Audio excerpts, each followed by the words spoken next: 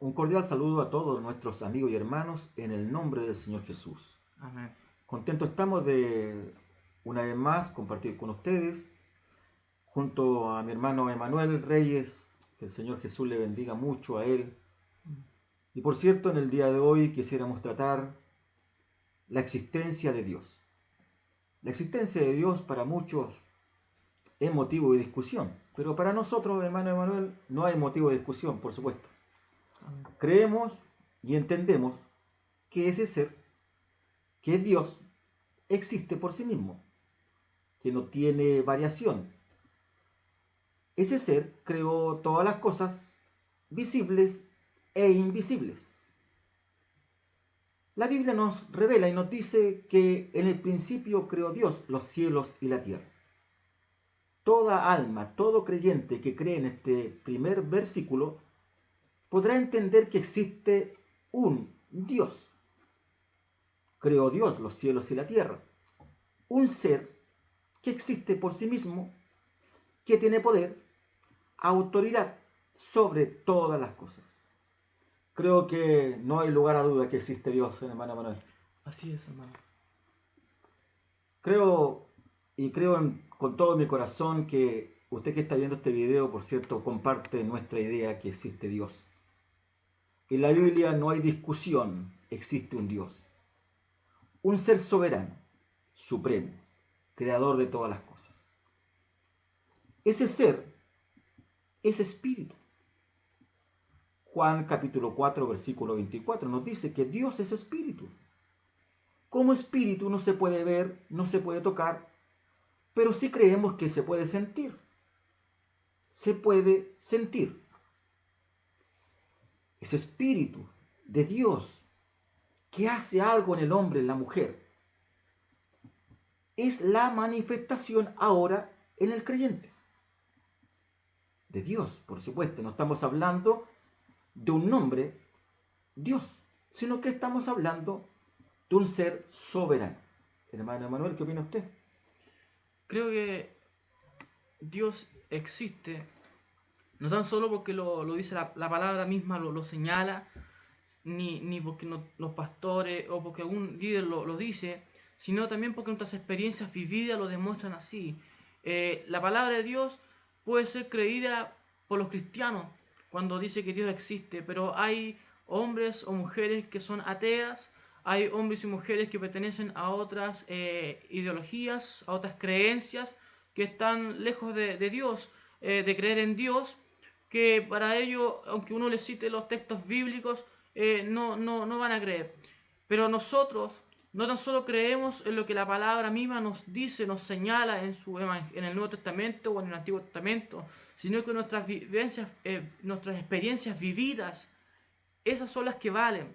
Lo que nosotros vivimos, nuestra experiencia, cuando alguno de nosotros enfrenta una enfermedad terminal, cuando los médicos dicen varón o señora o el nombre que uno tenga, le dice su enfermedad es terminal, tiene un mes de vida, una semana de vida, tanto lapso de vida y tiene ya los días contados, cuando los médicos dicen su veredicto y que ya no hay solución a nada, y cuando vemos que Dios nos sana, cuando vemos que de una enfermedad que era incurable, que de una enfermedad que era terminal, que teníamos los días contados, vemos una sanidad. Entonces nuestra experiencia nos dice de que Dios existe y esas experiencias son las que valen, no tan solo para nosotros, sino para aquellos que no creen en Dios, inclusive para los médicos que son escépticos en creer en Dios y que muchas veces se ven forzados a decir la palabra, esto es un milagro.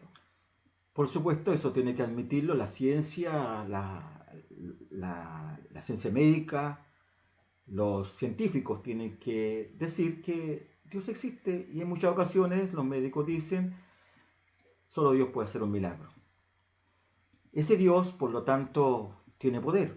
No estamos hablando un hombre, sino que estamos hablando de un ser que tiene autoridad aún sobre las enfermedades, aún sobre las cosas incurables, sean tronos, sean visibles e invisibles, sean potestades, todo fue creado por él, hermano Emanuel, Amén. ¿cierto?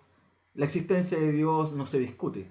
Para nosotros no hay discusión, sino que para algunos es motivo de discusión, pero para nosotros no hay motivo de discusión. Dios existe, Dios es real, Dios es verdadero. Ese Dios que es espíritu, eh, Pablo lo dice, hermano Emanuel, en su carta hablando a Timoteo en el capítulo 1, versículo 17, nos dice que ese Dios es invisible. Ese Dios es invisible. Gloria al nombre de Jesús. Pero ese Dios sale en la Escritura que ese Dios fue manifestado en carne. Primera Timoteo capítulo 3, versículo 16. Usted puede compararlo, usted puede verlo en su Escritura. Que dice que Dios fue manifestado en carne. No dice que el Hijo se manifestó en carne, sino que dice que Dios fue manifestado en carne. Como manifestación de carne, Él demostró a los hombres que tenía la autoridad, que tenía la suficiente calidad como Dios para hacer todas esas cosas. Hermano Emanuel, yo creo que esto nos confirma de que estamos en lo verdadero, que la existencia de Dios, que algunos ponen y eluden, ¿cierto?, hablar de Dios porque no creen. Yo creo, y usted también, ¿cierto?, que ese Dios se hizo carne e hizo milagros. Amén. Como lo dice el hermano Héctor, citando la escritura del apóstol Pablo a Timoteo en 1 Timoteo 3:16, comienza diciendo, y sin contradicción, grande es el misterio de la piedad, o alguna otra versión, e indiscutiblemente. Ya sea la una o la otra, esta palabra es indiscutible, no puede entrar en discusión, es sin contradicción. Nadie puede contradecir de que Dios fue hecho carne, de que Dios se manifestó en carne, que Dios dejó su gloria y vino a la tierra habitando en un cuerpo de carne, habitando en nosotros para morir en el madero de la cruz, para poder vencer la muerte. Recuerden ustedes, hermanos o amigos que puedan estar viendo este video, que el hombre estaba sometido al pecado y la paga del pecado era la muerte. La humanidad, la única alternativa que tenía era morir. Por adulterio era la muerte, por robar era la muerte, por falso testimonio la muerte. No importa cuál sea el delito que se cometiese en aquel entonces, era la muerte. Solo se diferenciaba en qué manera podría morir. La ley a los judíos decía que si una mujer era sorprendida en el acto mismo del adulterio, era sacada fuera de la ciudad y apiedrada hasta morir. Dice que el adulterio, la paga era un pecado y la paga del pecado era la muerte.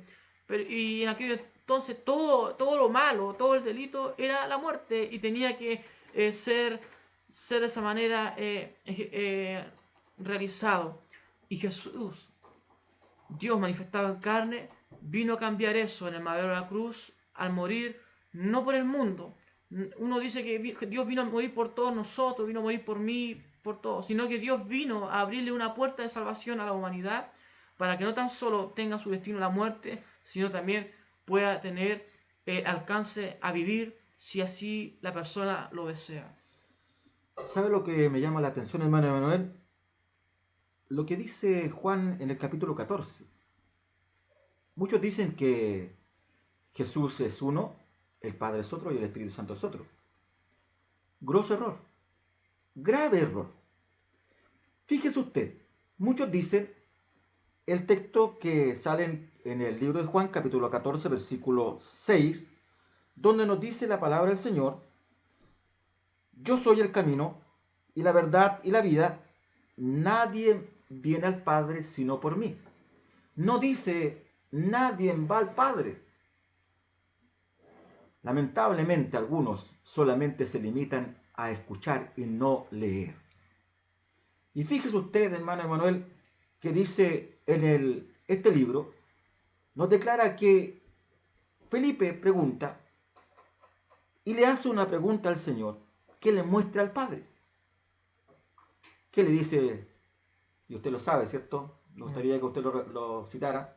¿Qué le dice? ¿Cuál fue la respuesta del Señor? Tanto tiempo que estoy con vosotros, Felipe, y no has visto al Padre. El que me ha visto a mí, ha visto al Padre. ¿Se da cuenta? ¿No crees que yo soy en el Padre? Estoy leyendo San Juan capítulo 14, versículo 10. Y el Padre en mí.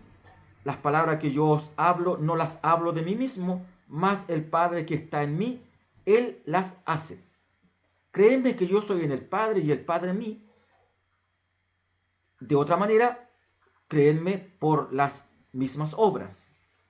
Gloria al nombre de Jesús. Bendito sea el Señor Jesús. Cuando Jesús recibe la voz de este varón de Dios, Felipe, cuando le pregunta, muéstranos el Padre, Jesús le dice, tanto tiempo hace que estoy con vosotros y no me has conocido, Felipe. El que me ha visto al Padre. ¿Cómo pues dices tú, muéstranos el Padre? El mismo Dios estaba allí, el Padre. Hermano Emanuel. Muchos pueden dudar, muchos pueden decir lo contrario, pero indiscutiblemente, Amén. sin contradicción, Dios ha sido manifestado en carne. Dios se manifestó en carne. Nadie puede discutir eso. Nadie puede alegar eso. Nadie puede ir contra la palabra. La palabra misma de Dios nos enseña que nada podemos hacer contra la verdad si no es por la verdad. Amén. Y es un ejemplo muy claro, lo mismo del gran maestro Gamaliel, el maestro del apóstol Pablo, cuando él era un perseguidor de la iglesia.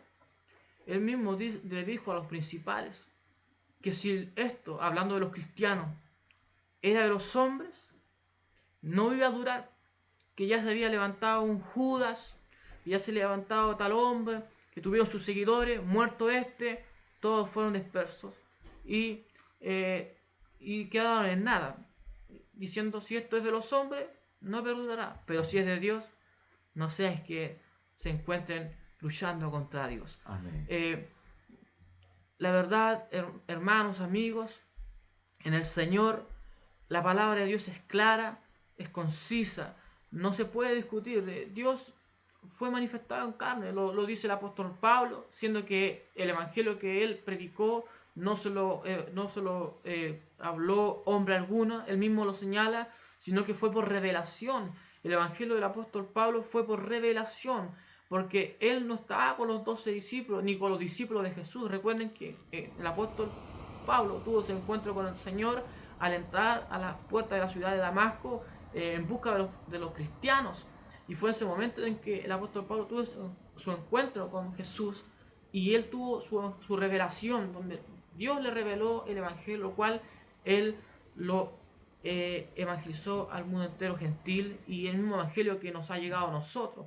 No se puede discutir lo que el apóstol Pablo ha señalado, lo cual tampoco lo discute ni Pedro ni Juan, que también es el discípulo amado, que él mismo también señala en su principio de su evangelio de que en el principio era el verbo era con Dios y el verbo era Dios. Bueno, le invitamos a ver el próximo video y creemos que Dios le va a hablar a su vida. Que el Señor le bendiga mucho.